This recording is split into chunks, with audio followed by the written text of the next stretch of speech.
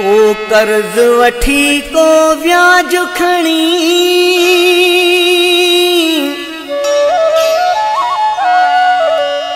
ओ परदेस अचे थो कमाइण लाइ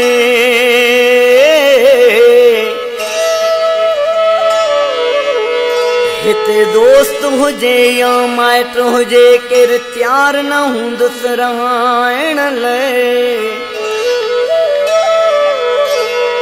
इलियास चवे रुद्राणी अदा केरे ईंदुस न भाकुर पाइण लाइ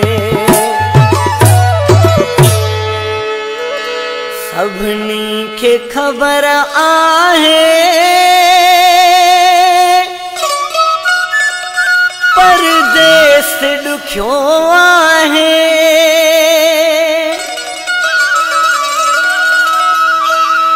ओ हिते पंहिंजे पराए जी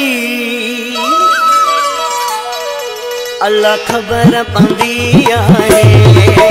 हिते पंहिंजे पराए जी अल्लाह ख़बर पवंदी आहे सभिनी खे ख़बर आहे परदेस ॾुखियो आहे हिते पंहिंजे पराए जी अल्लाह ख़बर पवंदी आहे हिते पंहिंजे पराए जी अल्लाह ख़बर पवंदी आहे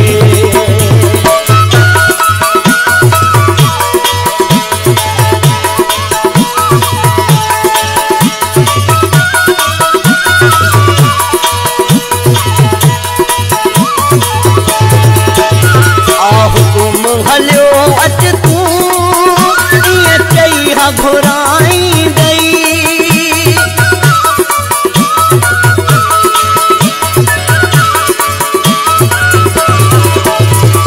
हुकुम हलियो अच तूं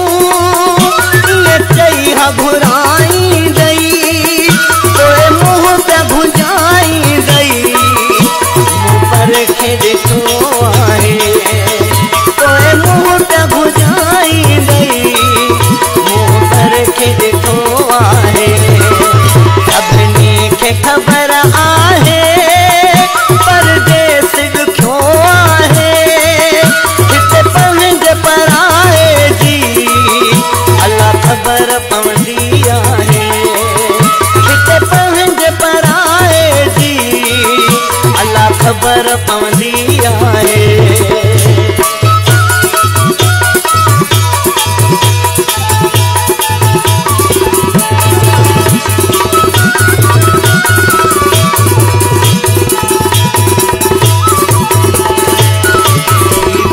सोते सो दींदो अखियूं बंदि इएं न कजनि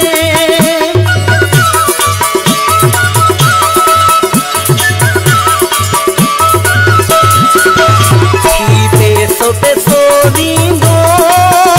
अखियूं बंदि इएं न कजनि जिंदो वक़्तु ॾुखियो गुज़री तंहिंजी ख़बर हूंदी आहे जिंदो वक़्तु ॾुखियो गुज़री तंहिंजी ख़बर हूंदी आहे सभिनी खे ख़बर आहे परदेस ॾुखियो आहे हिते पंहिंजे पराए जी अल्लाह ख़बर पवंदी आहे हिते पंहिंजे पराए जी अल्लाह ख़बर पवंदी आहे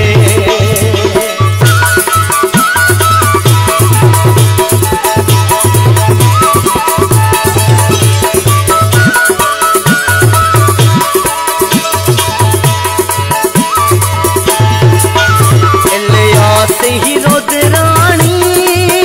चवे सच को मने न मने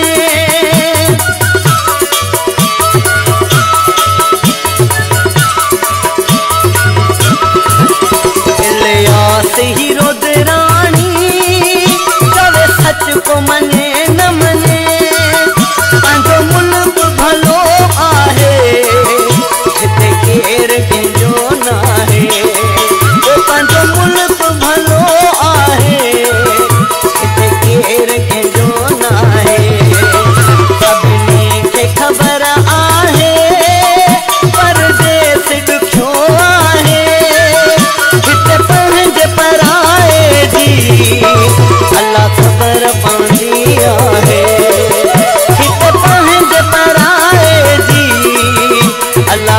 नज़र पवंदी आहे।